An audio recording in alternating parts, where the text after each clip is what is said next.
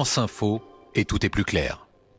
Bonjour à tous et bienvenue dans la matinale de France Info qui commence par une première demi-heure d'actualité tout en images préparée par Julien Gall. Bonjour Julien. Bonjour Samuel, bonjour à tous. À la une de l'actualité, notamment ces dernières heures avant la mise en application des nouvelles mesures de restriction sanitaire. Et oui, dès demain matin, Samuel, les écoles vont fermer pendant 3 à 4 semaines. Les commerces jugés non essentiels doivent baisser le rideau et les déplacements seront limités. L'essentiel de l'actualité, c'est maintenant avec Julien et on se retrouve avec toute l'équipe de la matinale dès 6h30. Bon lundi de Pâques à tous. Dernières heures avant le 3e confinement national.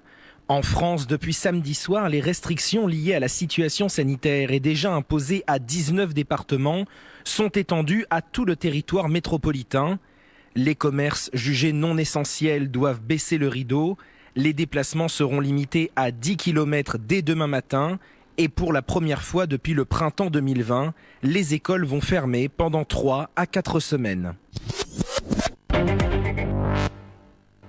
À la une de vos quotidiens régionaux en ce lundi de Pâques, le vaccin AstraZeneca à la une de La Voix du Nord. Vaccin AstraZeneca cherche des candidats alors que certains centres peinent à écouler leur stock. Gérald Darmanin, le ministre de l'Intérieur, a insisté hier sur l'efficacité de tous les vaccins autorisés en France. C'est à la une de La Voix du Nord. L'Union titre coup d'arrêt pour le tourisme. L'annonce d'un 3e confinement a provoqué forcément une cascade d'annulations, de réservations pour les vacances dans la région. C'est à la une de l'Union. À la une de l'Est éclair, la vie reprend dans les EHPAD. Entre 80 et 95% des résidents en EHPAD sont vaccinés. Les animations ont donc repris. Les repas peuvent de nouveau être pris en commun. C'est à lire donc dans l'Est éclair. La Provence titre évidemment sur l'agression, le cauchemar des époux Tapie, frappés, ligotés et cambriolés. L'homme d'affaires et actionnaire principal de la Provence, Bernard Tapie, et son épouse ont été violentés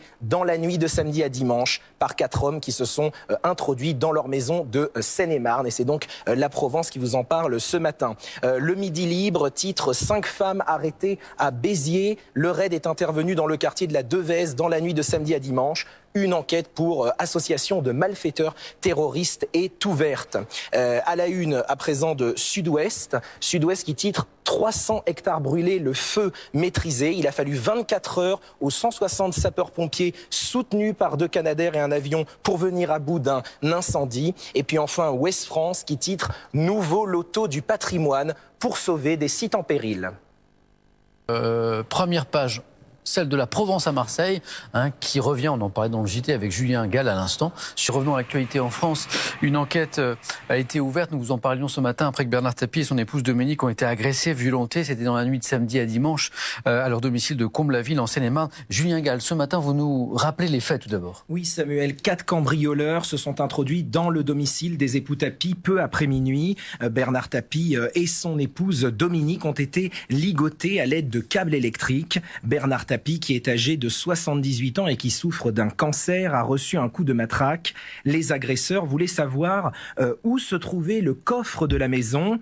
Ils ne l'ont pas trouvé. Selon la famille Tapie, il n'y en avait pas. Ils ont fini par dérober 2 montres, des boucles d'oreilles, des bracelets et une bague. Dominique Tapie a réussi à donner l'alerte et a été transporté à l'hôpital de Fontainebleau. Bernard Tapie, de son côté, est resté chez lui. Les cambrioleurs ont pris la fuite après l'agression et personne n'a pour le moment été interpellé. Le parquet de Melun a ouvert une enquête. Alors Julien, les époux Tapie ont été victimes d'un type de cambriolage particulier qu'on appelle le homejacking. Oui Johanna, le homejacking, un terme qui vient de l'anglais au sens littéral, une prise dans la maison. Donc en clair, c'est un cambriolage, oui, mais en présence des occupants du domicile. Ce sont des actes qui laissent des séquelles non seulement physiques, mais également psychologiques aux personnes agressées. Il existe peu de données récentes sur le homejacking. Ce que l'on sait, c'est qu'il y en a eu 3400 en 2017 et qu'ils ont touché récemment des célébrités, la star de télévision américaine Kim Kardashian en 2016 ou encore des joueurs du PSG en mars dernier. Merci beaucoup Julien pour cet éclairage dans la matinale.